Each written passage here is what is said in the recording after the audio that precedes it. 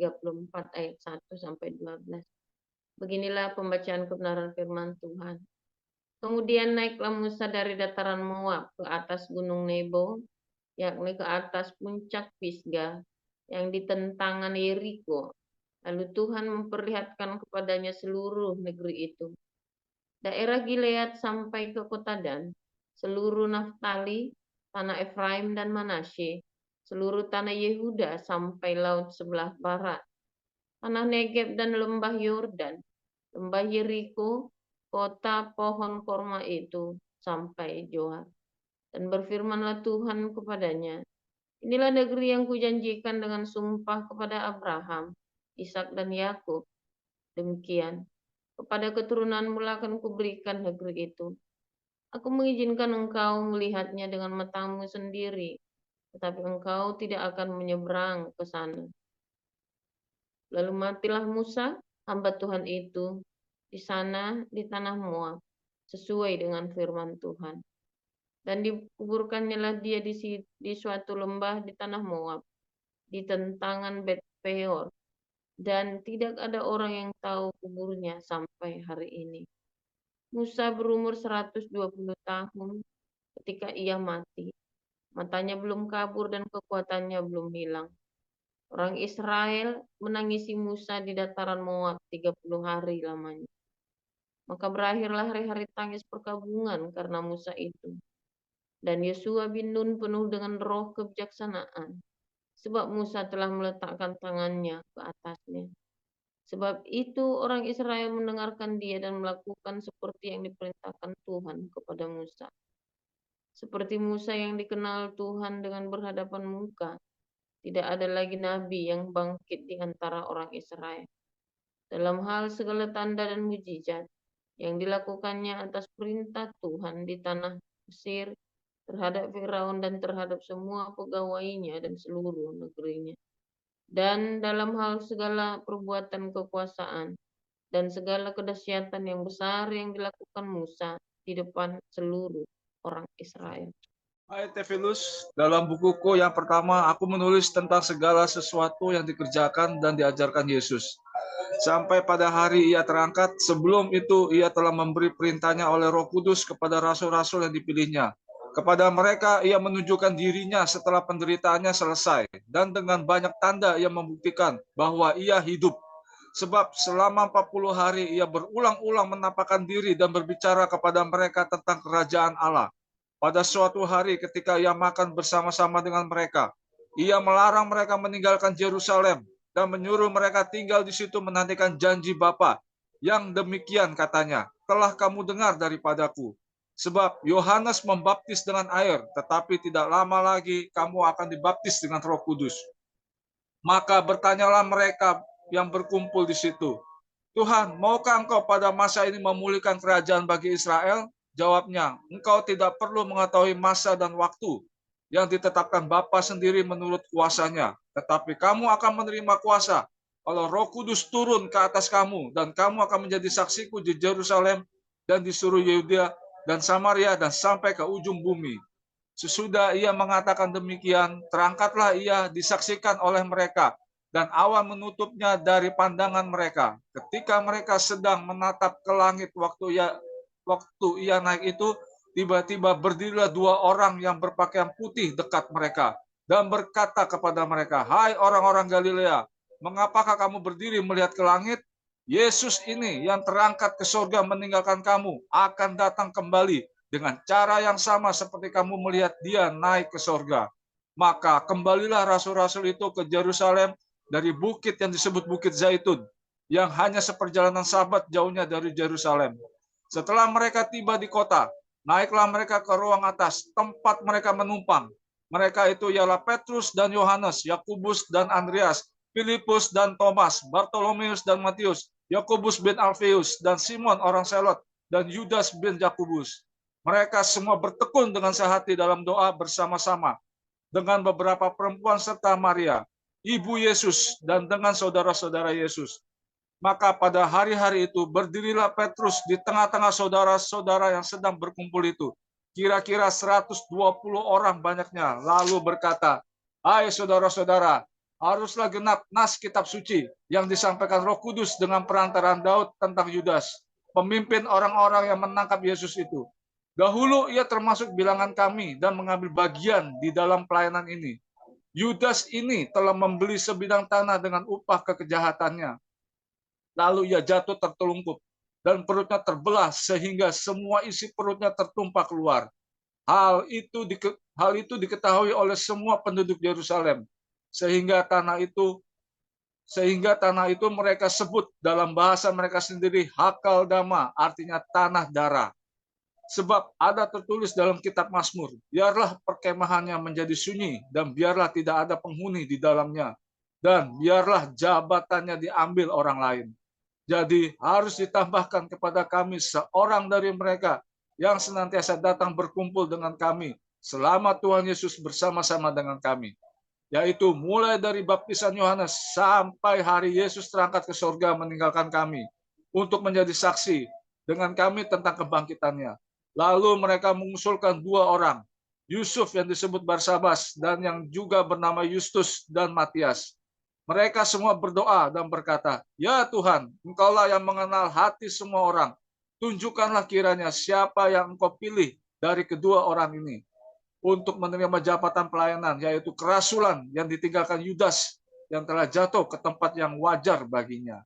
Lalu mereka membuang undi bagi kedua orang itu, dan yang kena undi adalah Matias.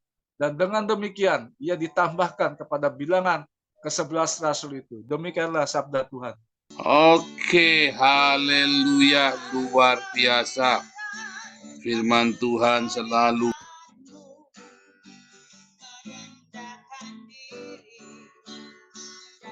Oke, saya masih kecapean. Hari seharian saya pergi. Nggak usah dah, nggak apa-apa. Saya ke Den Haag, kita lanjutkan ya. Penting kerjasama dengan beberapa gereja. Pak Yus tadi kita ini saya drop di rumah, terus saya lanjutkan lagi karena Pak Yus ada peringatan sebelum hari 17 Agustus itu ya, para veteran dan para pejuang yang meninggal ya, Indo itu ya, grupnya orang Indo. Luar biasa saudara ya, saya tadi ketemu orang yang sangat baik sekali ya. Mudah-mudahan kita dalam bulan Agustus ini sudah bisa mulai. September kita sudah mulai penginjilan gila-gilaan ya. Aduh, dukung doanya setiap hari di Embun Pagi ya, penginjilan dan proyek Eropa ya, untuk memberitakan Injil ya dengan cara yang sangat kreatif ya. Luar biasa saudara, dan tentunya saya akan mengajak teman-teman yang di Belanda, Woro-Woro ya, di Den Haag untuk support kita ya. Dan kalau bisa datang ya untuk hadir di dalam ini kita kan bikin seminar akhir zaman terus ya, karena memang kuncinya adalah seminar akhir zaman ya, kuncinya adalah tentang akhir zaman saudara ya. Nah saudara, hari ini kita juga belajar tentang pergantian kepemimpinan ya, bagaimana pemuridan ya, bagaimana setiap orang, bahkan Tuhan sendiri saudara ya, bahkan Tuhan Yesus sendiri ya, mengajarkan kepada kita harus selalu ada apa saudara? Pergantian pemimpin ya, pergantian pemimpin. Saudara tahu nggak, waktu Musa menyerahkan ke Yosua, saudara tahu kata Yosua itu dari kata Yehosua, sama dengan namanya Yesus ya, Yehosua atau Yesus. Jadi dari Musa diserahkan kepada Yosua, dari Musa diserahkan kepada Yosua.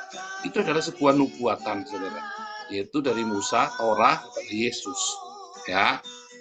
Nah, itulah fakta yang pertama tentang Musa ke Yosua dan tentang Yesus ya, dari Torah kepada perjanjian baru. Nah, itulah Musa kepada Yosua adalah sebuah nubuatan, metafora dari Torah kepada perjanjian baru ya. Nah, ketika Anda melihat ya, bagaimana Musa mati ya, Musa mati, kemudian dia sudah persiapkan pemimpin. Ketika Yesus naik ke surga, dia siapkan rasul-rasulnya saudara. Ada satu yang mati ya Yudas ya, karena bunuh diri. Kalau nggak bunuh diri diampuni nggak diampuni, tapi Yudas kan bunuh diri ya. Bukan masalah Tuhan mengampuni apa enggak, masalahnya Yudasnya bunuh diri, dia menentukan nasibnya sendiri, kan bodoh kan. Tapi intinya Tuhan Yesus mempersiapkan rasul-rasulnya, ya kan. Dan di dalam kegagalan para rasul ini, bukan Yesusnya gagal, karena mengalami ujian yang luar biasa malam itu semuanya gagal, saudara. Mengapa? Ya karena belum ada Roh Kudus. Dan Yesus sudah tahu, makanya kamu tunggu di Yerusalem. Kenapa? Kamu tidak bisa dengan kekuatanmu sendiri. Ini pekerjaan besar. Ini pekerjaan besar. Kamu tidak bisa dengan kekuatanmu sendiri. Makanya kamu gagal semua. Kamu perlu Roh Kudus, kata Tuhan Yesus ya. Demikian juga dengan Musa ke Yosua. Musa ke Yosua hanya satu orang dikasih urapannya, saudara. Tapi Yesus kepada rasul-rasul untuk bermultiplikasi ke seluruh dunia itu butuh energi yang luar biasa, saudara. Saudara, kalau di dalam ilmu pertanian ya, saudara ya, ada ilmu benih namanya ya. Kita ada pelajaran tentang benih. Saudara tahu nggak? Ada banyak sekali macam-macam benih. Yang kelihatannya gede ya, mangga misalnya kan gede itu, saudara. Ternyata rapuh, saudara. Tapi ada benih yang kecil ya, itu sesawi itu ya, tapi bisa gede banget, ya kan? Ada benih biji korma yang kelihatannya kecil kan, wah tapi itu akarnya itu bisa sampai puluhan meter ke dalam tuh, saudara. Ya, itu contoh seperti. Tapi ada yang benihnya gede banget tapi rapuh ternyata ya. Seperti mangga itu kan rapuh, termasuk benih yang rapuh ya. Mangga itu salah satu pohon yang mudah tumbang ya, mangga itu ya. Luar biasa ya, saudara ya. Pohon jati itu benihnya besar apa kecil? Kecil, saudara. Tapi kan gede banget ya. Wah, itu contoh ya. Kenari itu kan pohon yang benih yang bijinya kecil-kecil, relatif kecil, tetapi besar-besar, saudara, pohonnya ya. Nah, Tuhan Yesus siapkan ya para rasul ini, dia sendiri menjadi benih segala benih ya. Yesus adalah benih segala benih. Kata Yesaya 53, dia kan umurnya panjang karena Yesus kekal kan. Dan benihnya, dia akan melihat keturunannya, benihnya Seraim. Ya, Sera itu benih, saudara. Oh, dia benih yang luar biasa, terpancar kuat sekali, saudara. Komunitas kita ini bisanya kuat dan berkembang karena apa, saudara? Karena saya tidak one man show, saudara. Saya tidak main sendirian. Ya, saya tidak rampok itu donasi buat diri saya. Enggak pernah, saudara. Saya tidak pernah pegang uang sendirian, tak kencengin semua nah, biar Ibu Ana saja yang pegang. Ya, kita kumpulin 30 miliar, saudara ya. Saldonya sekarang 1 miliar. Kita nggak pegang, Bu Ana pegang duit aja enggak, saudara. Bendara ke sini aja kagak dikasih tokennya, saudara. Ya enggak lah, nggak mau. Ya kan? Nggak akan dikasih. Bahkan ketika kita minta support pun, ya, minta untuk pelayan-pelayan itu, ya, oh itu enggak sembarangan. Kita audit dulu, saudara. Kita diskusi dulu, mau buat apa ini, bagaimana rencana, kalau gagal bagaimana, semua rencana-rencana. Wah, misalkan saudara, bendahara kita ini takut Tuhan, nggak main-main, saudara. Ya, Pak Thomas mau bikin proyek lebih gampang daripada saya bikin proyek, saudara. Ya, itu dulu Pak Alek bikin proyek sampai puluhan juta lebih gampang daripada saya bikin proyek, saudara. Ya kan? Ya, Damaris mau bikin proyek ke Cianjur berangkat, atau siapa itu misalnya Kebun Pagi kita bikin beasiswa sampai ratusan juta, tinggal jalan saja, cepat. Ya kan, saudara? Serius, saudara ya, kita tuh hati-hati sekali. Bendara-bendara kita ini luar biasa sekali, kencengnya pegang duit ya, dan dia hati-hati sekali, saudara. Dan mereka bukan orang sembarangan ya, saudara. Dalam dunia kerja pun mereka orang profesional. Dan Anda semua, asal Anda melayani di sini, setia, mau yang Apeng, mau yang Ida, mau yang siapa lagi itu, ya Bu Linda, ya kan, yang di Surabaya maupun Linda yang di Jakarta, kita ada banyak Linda ya. Ini Linda ini nama ini ya, mungkin Linda ini adalah nama pasaran di komunitas kita ya, saudara ya. Mungkin perlu bikin komunitas Linda ya, Zoom Linda mungkin ya, semua yang namanya Linda boleh masuk ke situ, saudara. Pengurusnya semua syaratnya ada kata Lindanya di situ, saudara ya. Melinda, Lindawati, Linda Gunadi, Linda Susanto, Linda siapa, pokoknya harus ada Lindanya, ya kan? Itu nanti jadi pengurus, bikin yayasan Linda, pokoknya saudara ya. Nah, kalau Anda tetap setia di sini, ya, Anda akan diberi kesempatan mengembangkan potensi hidupmu, saudara. Ya kan?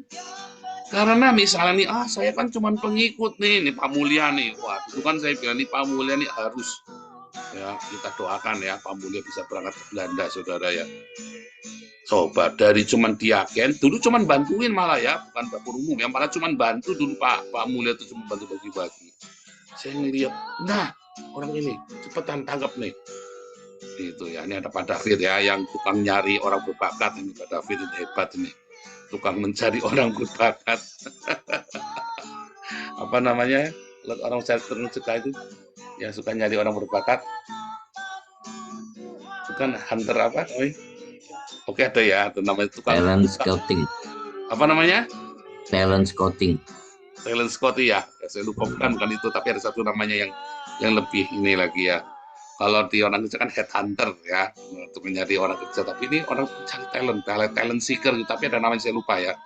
Talent seeker kayak kalau orang Hollywood itu kalau mau cari artis berbakat, dia turun, dia sampai ke desa-desa, dia cari ya, turun ke titer-titer ke. Nah itu contoh seperti itu ya. Ini Pak David ini orangnya tuh, pencari bakat kita. Termasuk kita juga mencari orang-orang yang punya leadership. Ya kita selalu cari, saudara ya. Itu rahasia kekuatan dari komunitas ini, saudara. Tentu Tuhan Yesus. Tapi Tuhan Yesus menginspirasikan kepada kita. Bahkan Yesus tidak memenangkan seluruh dunia sendirian loh, one man show loh. Dia kasihkan delegasi kepada murid-muridnya. Saudara menyadari itu nggak, saudara? Makanya Anda semua di sini, mungkin Anda cuma kutu kupret di gerejamu, saudara. Di sini kamu seseorang, saudara. Ya, asal kamu di sini harus apa, saudara, rendah hati. Yang paling penting apa? Jangan tersinggungan. Ya, jangan tersinggungan. Yang paling penting. Itu paling penting. Kenapa? Karena kan kita ketemu di media sosial. Gesekannya keras sekali kalau ketemu, saudara. Ya, keras sekali gesekannya. Jangan ngomong enggak, saudara ya. Saya dengan Bu Lianti gesekannya keras sekali. Tapi Bu Lianti itu orangnya rendah hati. Nah, Bu Lianti dengan pas tempel, wah gesekannya bukan keras sekali, saudara. Waduh, itu kalau saya bayangkan itu kalau dalam Islam itu mereka berdua kayak Aisyah sama si siapa Ali bin Abi Thalib itu, saudara, bisa bunuh-bunuhan itu, saudara, perang onta itu, saudara. Serius, saudara ya. Keras, saudara, keras ya. Tapi rendah hati. Pak Stefan rendah hati. Nah, syaratnya cuma rendah hati, saudara. Waktu Bung Mantu itu sampai dihina-hina ya sama si siapa itu orang-orang itu ya. Mereka pada nggak ngerti, akhirnya pada kaget semua, ternyata tidak manis ownernya Bu Mantu. Malu mereka semua, saudara. Iya kan, mau menghina-hina saya, nggak tahunya menghina donaturnya mereka sendiri. Iya kan, saudara? Rendah hati, bulu Anda kalian Bu Mantu dihina-hina. Saya kadang-kadang urut dada, saudara. Waktu itu pernah ada kita support hamba Tuhan. Bu Mantu masuk, cuma nanya, saudara, disemprot, saudara, panjang lebar. Dan maaf, saudara, ada kata-kata yang tidak pas gitu ya, yang hanya pantas diucapkan oleh Nabi ke-26 saja, saudara. Saya sampai kaget, terus langsung saya tutup WhatsApp-nya. Cukup sudah. Pak SK itu orang yang rendah hati sekali, saudara. Dipisui juga Pak SK, saudara, kena didamprat. Saya sampai melongo, saudara. Ini orang misui. Dia nggak ingat bahwa yang danai itu salah satu donaturnya itu Pak SK, saudara. Ya, Bu Mantu juga termasuk ya. Saya sampai melongo, padahal cuma nanya, maksudnya dibelikan yang lebih bagus. Mau dibelikan jangan itu. Kalau kamu memang kebutuhannya berat, dibelikan lebih bagus. Baru nanya, jangan ikut-ikutan. Kamu kemarin udah ikut meeting, wah, harus mulai sumpah serapat. Saya kaget, saudara. Sayang sekali ya. Sayang sekali Anda di sini, saudara, bisa memaksimalkan leadership-mu. Pak David puas di sini, saudara ya. Ngacak-ngacak semuanya, diacak semua sama dia. Puas Pak David, saudara ya. Diacak semua. Ya bagus, saudara. Benar, kita harus begitu. Pak Iman semuanya, kita maksimum di sini. Makanya komunitas kita besar. Ya, komunitas dalam hal jumlah orang dan juga dalam proyek-proyek kita, saudara. Jadi tidak boleh one man show. Harus apa? Anda harus belajar percaya. Saudara, kita punya Hagios Bible College. Saudara tahu Hagios Bible College itu saya bangun jam 4 pagi, saudara. Saya harus belajar bangun jam 4 pagi di Eropa ya, bukan di Indonesia. Masih beku, saudara, jam 4 pagi. Biar musim panas juga beku, saudara, mungkin juga dingin ya. Saya harus bangun jam 4 pagi untuk mempersiapkan Hagios Bible College. Saya punya banyak sekali kelas-kelas yang bayarnya kan nggak seberapa receh-receh, saudara. Tapi saya siapkan Hagios Bible College ya, dan kelas-kelas kita supaya apa? Anda yang sudah lulus kelas apostolik, Anda harus belajar setengah dipaksa buat khotbah. Harus, saudara. Itulah rahasia keberhasilan sebuah pekerjaan Tuhan. Karena Tuhan Yesus suruh kita apa, saudara? Mari kita menjala manusia, bukan mancing, saudara. Benar nggak? Tuhan Yesus suruh kita menjala manusia. Anda tidak bisa mancing. Kesalahan ya, salah satu kesalahan dari pengurus lama Damar Kasih adalah apa? One man show. Bapak belur, saudara. Saya ingat sekali, kenapa kamu tidak ajak sanggam? Habis sanggam begini, begitu. Saya sampai garuk-garuk pikir, sanggamnya sampai nanya sama saya, sampai tak tanyain. Sanggam, kamu kenapa tidak bantu? Bantu, Pak, saya mau bantu, tapi katanya tidak butuh bantuan saya. Ya sudah, Pak. Loh, ini ngomongannya beda ini. Karena memang tidak mudah, saudara. Anda mau bekerja sama dengan orang, Anda harus siap kalau orang itu bikin salah. Wah, saya pernah darah tinggi, saudara, gara-gara sanggam, saudara. Tapi nggak saya semprot ya, orang lain aja semprot, tapi saya cukup darah tinggi karena sanggam pernah dituduh. Ya mungkin salahnya sanggam atau saya nggak tahu sanggam salah apa enggak, saya kan nggak tahu, saya nggak di situ. Ya kan, saya sampai, aduh, ini orang gimana sih? Kok jadi segi gara-gara ini aja sampai ribut begitu? Tapi harus rendah hati. Dan saya bersyukur sanggam orangnya rendah hati, tidak kapok, saudara. Kalau kapok udah hilang, saudara. Ya kan? Ya tetap kita ada sisa-sisa harga diri, ego, masih ada, saudara. Anda, saya pun masih ada. Kadang-kadang saya lupa. Dihabisin, dipangkas, saya sanggam dihabisin habis-habisan. Saya yakin Tuhan akan pakai sanggam suatu hari, saudara ya. Sungguh, saudara, saya melihat, saya ngikutin sanggam ini ya. Ya, Anda jangan bilang sanggam ini orang baik. Enggak, saudara, sanggam bukan orang baik. Ini orang bandelnya minta ampun. Tapi suatu hari Tuhan akan pakai sanggam. Saya sangat yakin. Anda lihat Siliwangi ya, waduh, saudara. Ulianti sampai pusing dibuatnya sama Siliwangi. Saya yakin ini orang rendah hati, udah dihabisin begitu rupa. Ya, saudara ya, masih. Yang penting Anda jangan tersinggungan.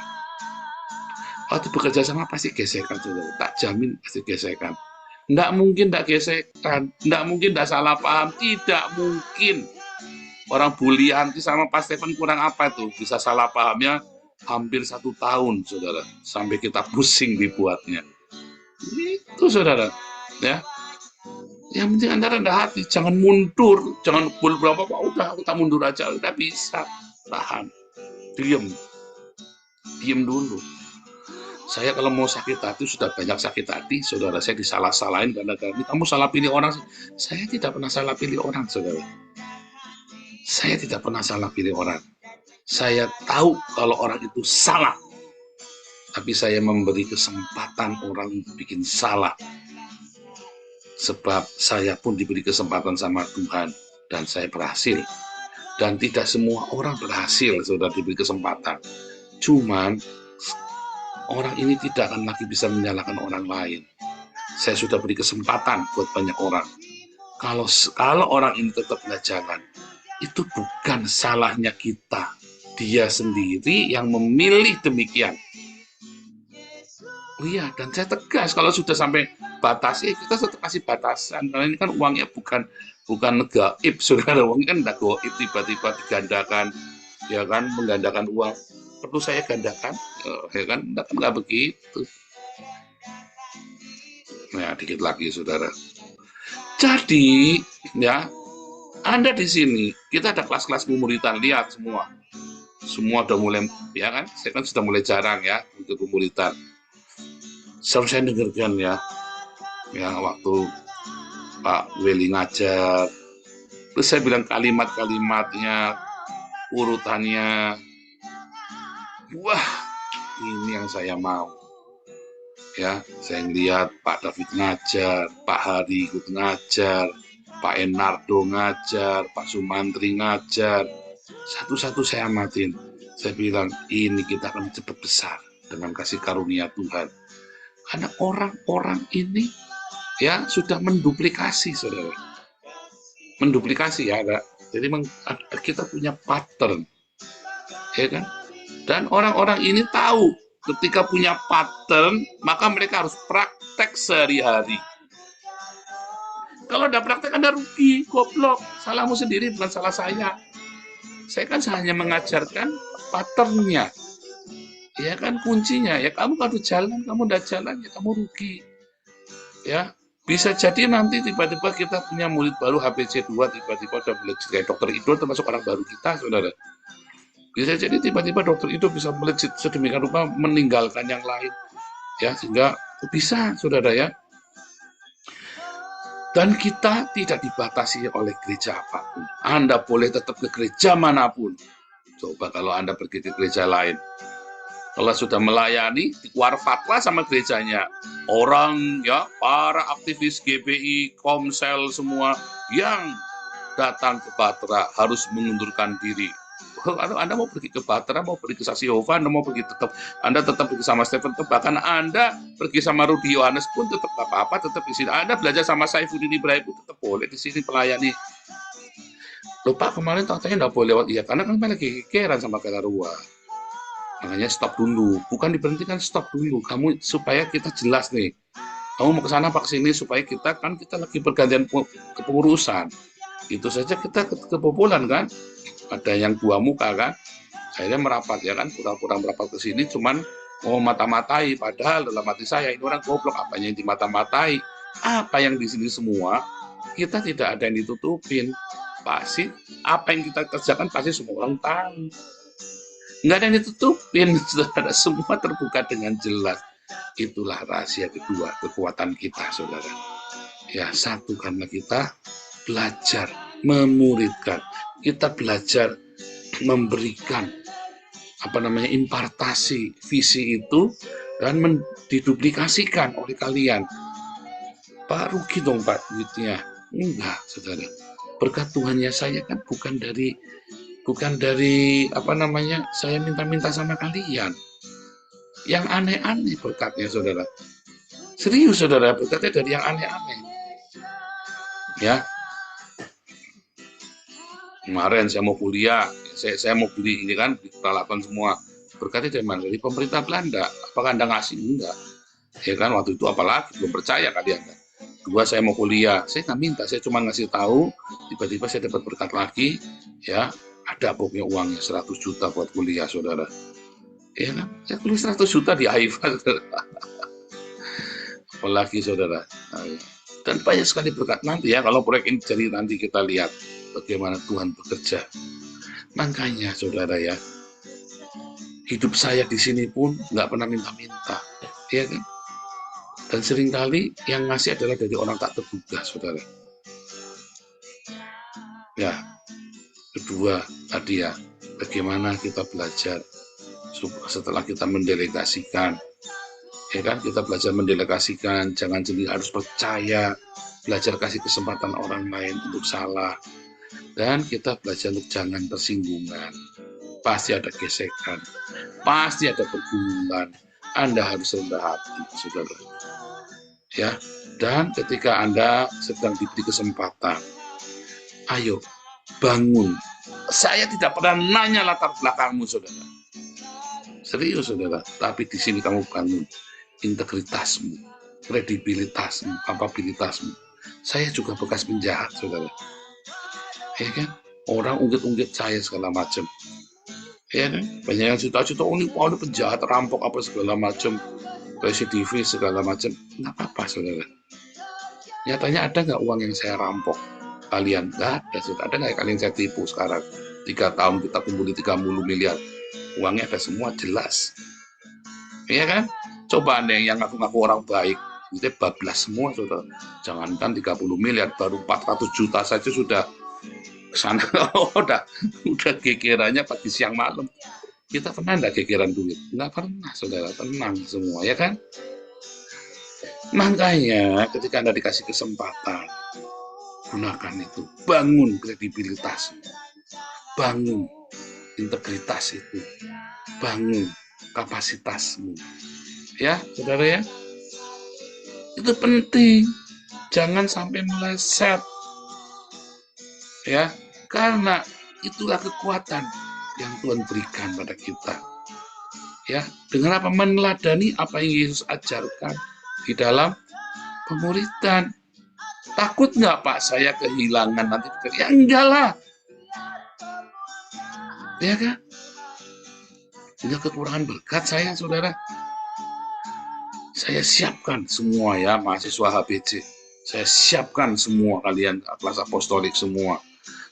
Makanya saya melarang kalian ya, nih, yang sudah kopdar, di dua-duanya Linda Surabaya dan Linda Jakarta nih.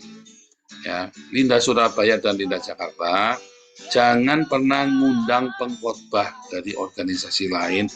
Di kita ini banyak yang berkualitas. Ya, kalau sampai terpasang dada, ya Ibu Linda inilah yang khotbah, dua-dua Linda ini. Kenapa? Karena kamu di sini diajari ya tentang menjadi teladan. Pengkhotbah lain nanti kamu diajari jangan teladani saya, pandang Yesus saja, jangan pandang manusia. Sama, saudara. Ya, pengkhotbah tidak boleh berkata pandang Yesus saja. Seorang pengkhotbah harus bilang, teladanilah saya. Itu masalahnya, sanggup nggak?